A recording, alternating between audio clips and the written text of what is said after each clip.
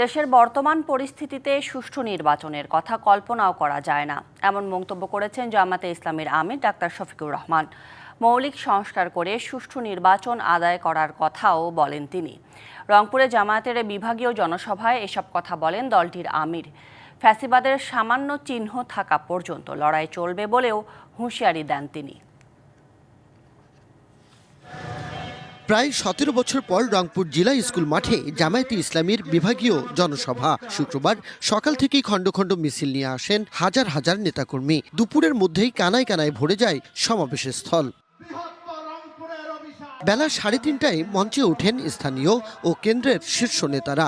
এ সময় 8 জেলার 32 আসনের সম্ভাব্য এমপি প্রার্থীদের পরিচয় করিয়ে দেন তারা। পরে নেতাদের বক্তব্যে উঠে আসে আওয়ামী লীগের বিচার সংস্কার ও আগামীর সংসদ নির্বাচন প্রসঙ্গ। নতুন দেশ গড়তে সৎ ব্যক্তিদের ক্ষমতায় বসানোর আহ্বান জানান কেন্দ্রীয় নির্বাহী পরিষদ সদস্য এটিএম আজহারুল ইসলাম। নতুন বাংলাদেশ গড়তে হলে নতুনভাবে এগিয়ে যেতে হবে, আর তা হচ্ছে আল্লাহর আইন এবং সৎ লোকের শাসন। আল্লাহর আইন সৎ লোকের শাসনের মাধ্যমে বাংলাদেশ সার্বিকভাবে মুক্তি পাইতে পারে।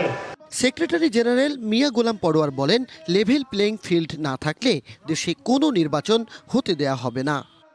অন্তর্বর্তীকালীন সরকারের কাছে আমরা দাবি করেছি, নির্বাচনের যতটুকু সময় বাকি আছে আপনি নির্বাচনকে নিরপেক্ষ করার জন্য মৌলিক সংস্কার, অপরাধীদের বিচার, পিআর পদ্ধতি, স্থানীয় সরকার আগে নির্বাচন দেওয়া, লেভেল প্লেইং ফিল্ডের যত দাবি পূরণ না করে নির্বাচন দিলে এই জাতি সেই নির্বাচন নিরপেক্ষ হবে বলে বিশ্বাস করতে পারছি না।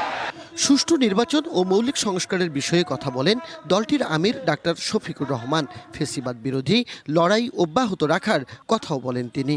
আমরা ওই সংস্কার আদায় করে ছাড়বো এবং সুষ্ঠু নির্বাচনও আমরা ইনশাআল্লাহ আদায় করে ছাড়বো। কেউ যদি আওয়ামী ফেসিবাদ আমলের নির্বাচনের স্বপ্ন দেখে থাকেন, আমরা বলবো মহান আল্লাহর সাহায্যে আমরা সেই স্বপ্নকে দুঃস্বপ্নে পরিণত করবো ইনশাআল্লাহ। কোন প্রশাসনিক ক্রু করতে দেওয়া হবে না, ভোট কেন্দ্রে কোনো হস্তান্তর চলবে না, কালো টাকার কোনো খেলা সহ্য করা হবে না। আমির আরও বলেন, আগামীতে সুষ্ঠু ভোটে যারা নির্বাচিত হবে তাদের অভিনন্দন জানানোর জন্য প্রস্তুত জামায়াত। Majed Masud, DBC news, Rangpur.